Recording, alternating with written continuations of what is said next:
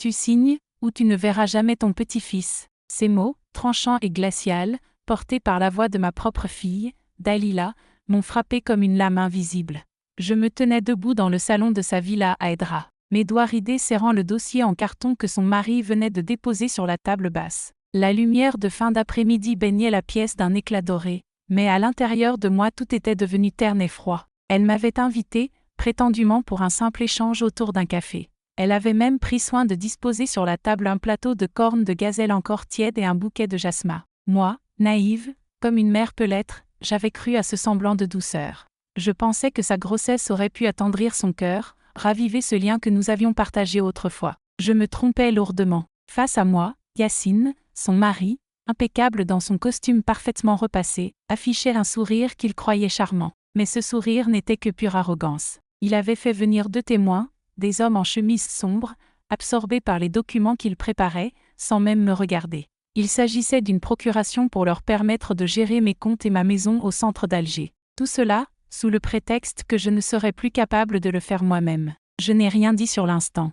J'ai seulement fixé ma fille, mon bébé, mon unique enfant, celle pour qui j'avais tout sacrifié. Et j'ai vu son regard se détourner lorsqu'elle murmura presque, à peine audible, « On sait bien que tu n'as plus toute ta tête. Maman, fais-le pour moi, pour le bébé. » J'ai reposé le stylo sur la table. Mon cœur battait si fort que mes tempes semblaient en feu. Mais je suis restée droite, refusant de verser une larme devant eux.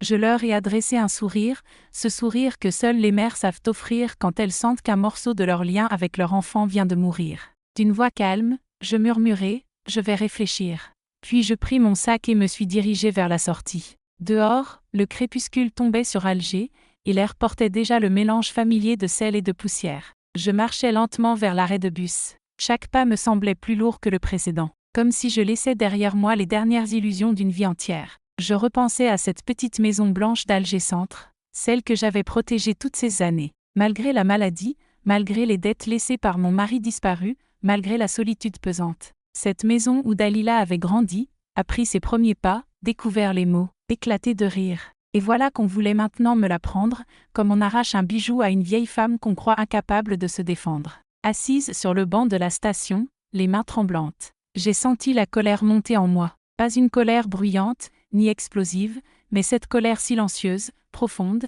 qui décide qu'on ne se laissera plus jamais faire. Je vous raconte cela ce soir parce que peut-être, derrière vos écrans, certains ont vécu la même douleur. Ce moment où ceux qu'on aime le plus nous infligent la trahison la plus cruelle. Si vous vous reconnaissez, écrivez-moi en commentaire. Dites-moi d'où vous venez et partagez votre histoire. Je vous écoute toujours. Quand le bus est arrivé, je suis montée et me suis assise près de la fenêtre. Dans le reflet, je ne reconnaissais pas mon visage. Mais une chose était certaine, cette vieille femme que je voyais n'allait plus jamais être une victime. Le lendemain matin, je me réveillai plus tôt que d'habitude. Dans la petite chambre de ma maison d'Alger Centre, baignée par une lumière pâle. J'ouvris les yeux sur le plafond fissuré et, l'espace d'un instant, je crus que tout cela n'avait été qu'un mauvais rêve. Mais le dossier en carton ramené la veille était là, posé sur la table de chevet, comme une menace silencieuse. Je restai allongée longtemps, les mains jointes sur la poitrine, laissant remonter les souvenirs, un par un. Je ne pouvais pas oublier le chemin parcouru, tout ce qu'il avait fallu traverser pour arriver jusqu'ici. J'avais 17 ans quand j'ai croisé Reda pour la première fois. C'était un soir d'été, sur la plage de Borgelan. Il vendait des glaces, et moi, je veillais sur mes petites sœurs qui s'éclaboussaient dans les vagues. Il avait ce sourire timide, ce regard qui accroche sans le vouloir. Quelques mois plus tard, il m'a demandé de l'épouser.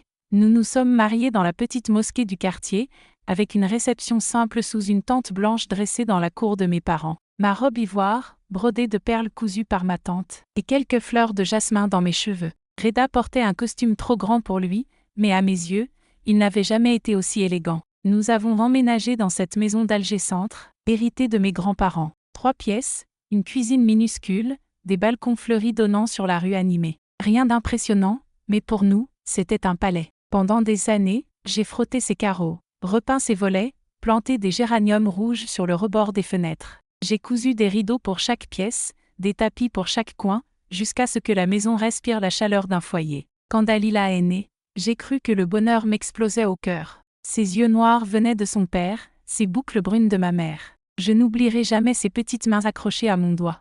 Reda travaillait comme comptable dans un petit bureau du port-export. Il rentrait souvent tard, fatigué, mais toujours avec une caresse pour moi et un baiser sur le front de Dalila. Chaque vendredi, nous allions pique-niquer dans la pinette de Venem. Il faisait griller des brochettes, racontait des histoires drôles, et je le regardais rire avec elle, le cœur débordant de gratitude silencieuse. Quand la maladie a emporté Reda, Dalila avait à peine 20 ans. En quelques mois, il nous a quittés, me laissant seul avec elle. J'ai tenu bon pour elle. Je faisais des ménages, cuisinais pour les voisins, préparais des repas pour les mariages du quartier. Tout ce que je gagnais, je le mettais de côté pour qu'elle ne manque de rien. Je voulais qu'elle étudie, qu'elle construise sa vie, qu'elle connaisse la liberté que je n'avais jamais eue. Et elle a réussi. Diplômée en droit, embauchée dans un cabinet réputé, évoluant dans la haute société d'Alger. Elle me disait toujours en riant, « Maman, sans toi, je n'y serais jamais arrivée. » Et moi, je la regardais avec fierté, me disant que tout cela avait valu la peine. Alors, hier, la voir assise en face de moi, les yeux durs, la voix sèche, me parlant comme à une étrangère. C'était une blessure sans mots. Où était passée ma petite fille aux boucles brunes? Quand avait-elle appris à trahir ainsi, sans sourciller? Je me suis levée et ai tiré les rideaux. Dans la rue, les enfants couraient déjà vers l'école. Les vendeurs de légumes criaient leur prix. La vie continuait. Et moi, je savais une seule chose, jamais je ne laisserai plus personne piétiner tout ce que Reda et moi avions bâti. Tant que je serai debout. Les jours suivants, je suis restée chez moi, recluse dans le silence, à observer ma vie comme on regarde un objet fissuré qu'on n'ose plus toucher. La maison me semblait soudain étrangère. Chaque pièce réveillait des souvenirs, et chacun d'eux me blessait davantage qu'il ne me consolait. Dalila n'a pas appelé elle-même, mais elle a envoyé des émissaires. D'abord, son mari Yassine, qui s'est présenté à ma porte le surlendemain. En costume sombre, poli en apparence, mais son impatience glaciale transparaissait dans chaque geste. « Nous comprenons que tu sois bouleversé, mais il faut rester raisonnable, » commença-t-il. « Ce n'est pas contre toi, c'est pour ton bien. » Je l'ai écouté, le dos droit, les mains jointes sur mes genoux. Il m'a expliqué que la maison était devenue un fardeau pour moi, qu'il serait plus simple pour eux d'en prendre la gestion, qu'ils s'occuperaient de tout, et que je n'aurais plus à m'en soucier. Comme si je n'avais plus la capacité de maintenir ce foyer que j'avais entretenu seul, impeccablement, depuis des décennies.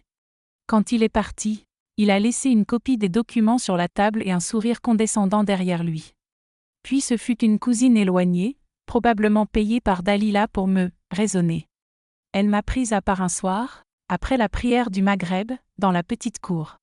D'une voix mielleuse, elle m'a soufflé que je devais penser à l'avenir, que Dalila avait ses raisons, et que de toute façon, je ne profiterais pas éternellement de ma maison.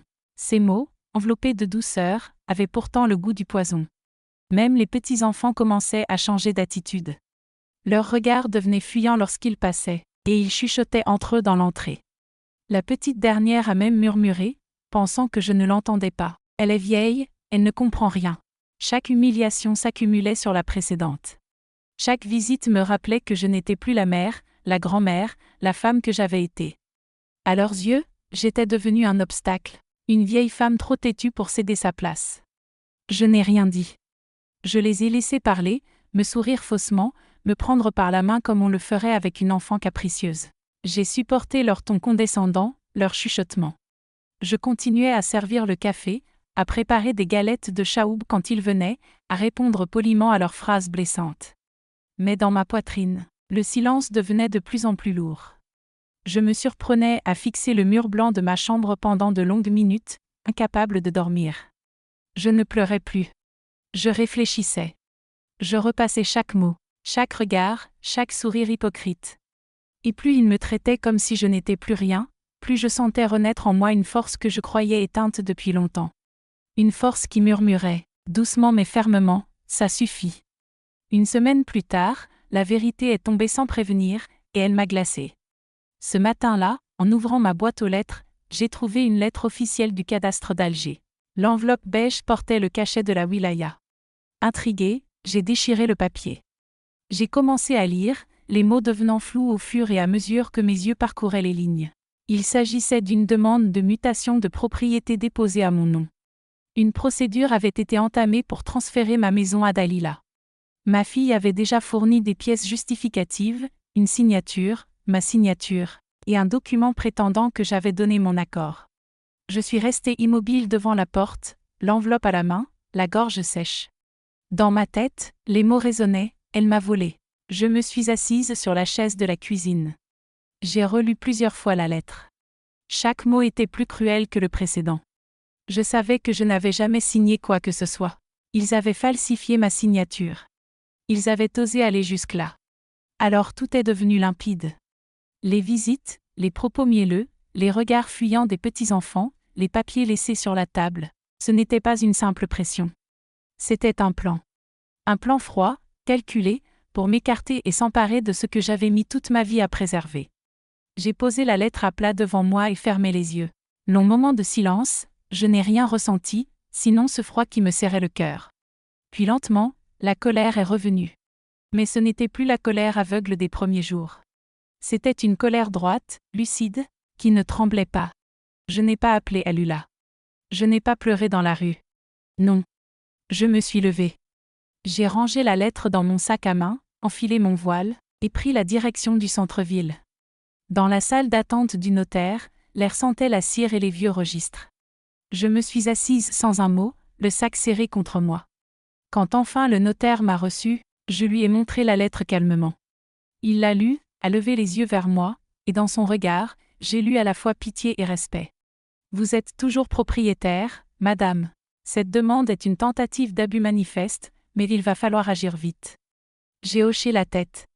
Dans ma voix, il n'y avait plus d'hésitation. Alors, faisons ce qu'il faut. Pour la première fois depuis longtemps, mes mains posées à plat sur la table du notaire ne tremblaient plus.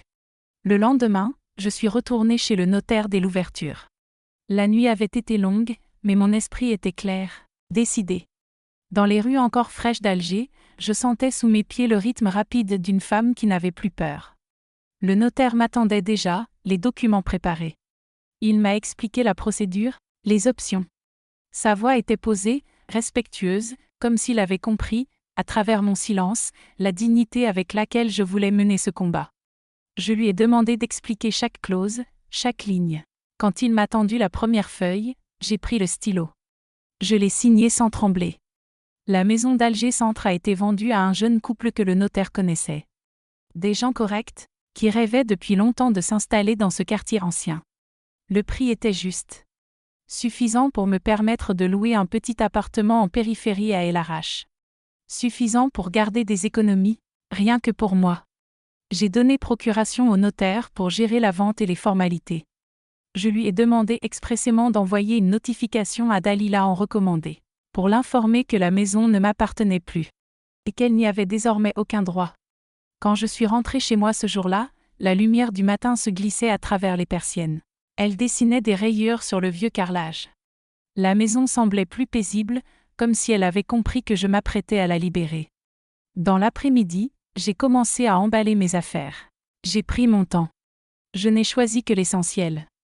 Quelques photos de Reda. Des foulards en soie. 2 ou 3 tapis. Ma théière préférée. Et le Coran que ma mère m'avait offert le jour de mon mariage. Le reste, je l'ai laissé pour le couple qui reprendrait la maison. Une semaine plus tard, le déménagement était fait. Je n'avais averti personne. Ni Dalila, ni les voisins. Je suis partie à l'aube, sans un mot.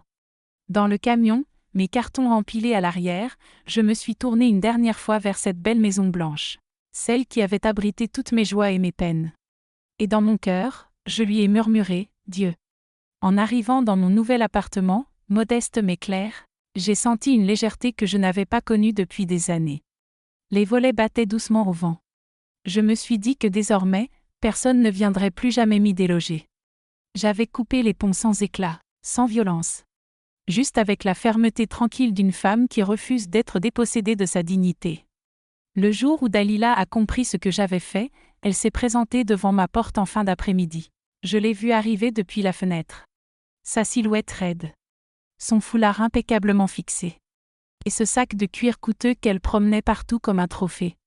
Derrière elle, Yacine suivait, visiblement contrarié, les sourcils froncés, le téléphone en main. Ils n'ont même pas pris la peine de frapper. Dalila a ouvert la porte à la volée et s'est avancée dans le petit salon de mon nouvel appartement. Ses talons claquaient sur le carrelage clair. Je me suis levée lentement, sans mots, les attendant au milieu de la pièce. « Qu'est-ce que tu as fait » a-t-elle lancé d'une voix plus aiguë que d'habitude. Je l'ai regardé calmement. Yacine est resté en retrait, les lèvres pincées, Mais je voyais dans son regard la fureur glaciale d'un homme pris de court. Tu ne pouvais pas vendre cette maison sans nous prévenir, maman. Tu n'avais pas le droit. J'ai attendu qu'elle finisse sa phrase. Ses joues étaient rouges, ses mains tremblaient. Pour la première fois depuis des années, c'était elle qui perdait contenance, pas moi. Je l'ai vendue parce qu'elle m'appartenait et je vous ai prévenu. Mais vous n'avez pas écouté. Ma voix était calme, posée. Chaque mot tombait comme un coup précis. Yacine a tenté d'intervenir. Vous ne pouvez pas nous faire ça. Vous mettez votre fille enceinte dans une situation intenable. C'est injuste. Je l'ai interrompu d'un geste sec. Ce qui est injuste, c'est de voler à votre propre mère ce qu'elle a mis toute une vie à construire. Ce qui est injuste, c'est de la menacer avec son petit-fils pour obtenir ce que vous voulez. Dalila a baissé les yeux. Enfin, ses épaules se sont affaissées. Son sac pendait le long de sa jambe. Je crois que, pour la première fois, elle a compris. Je ne leur ai rien dit de plus. Je leur ai désigné la porte d'un signe de la main. Je vous laisse partir dignement. Ne revenez plus ici tant que vous n'aurez pas appris à me parler autrement. Ils ont reculé tous les deux, murmurant encore quelques mots qu'aucun d'eux n'osait prononcer fort. Puis ils sont sortis. Quand la porte s'est refermée derrière eux, le silence a envahi la pièce. Je suis restée debout un moment, les mains posées sur la table. Je n'avais pas besoin de crier, ni de supplier, ni d'expliquer. Cette fois, c'était mon action qui parlait. Et elle parlait fort. Aujourd'hui, je vis dans ce petit appartement d'El-Arach depuis bientôt 3 mois. Chaque matin, j'ouvre les volets sur la rue animée et je respire cette terre légèrement salée mêlée de poussière. Je sens une paix nouvelle en moi. La vie ici est simple. Le quartier est populaire. Les voisins sont aimables. Personne ne me demande des comptes. Je n'ai pas revu Dalila. Pas un appel. Pas un mot. Rien. Peut-être que la honte la retient. Peut-être que la rancune aussi. Peu importe. J'ai compris que certaines blessures ne se ferment pas. J'ai compris aussi que le pardon ne se donne pas à ceux qui n'en demandent pas vraiment. Je me surprends parfois à penser à elle, à la petite fille qui courait autrefois dans la cour de la maison, ses cheveux bruns en bataille et ses yeux pétillants de malice. Et je me demande comment cet enfant-là est devenue la femme froide qui s'est assise face à moi pour me menacer. Peut-être qu'un jour elle comprendra. Peut-être pas.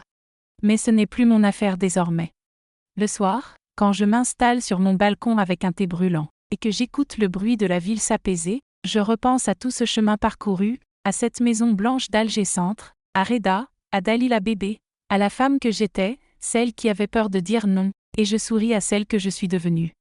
Je ne me sens plus seule. Je me sens libre.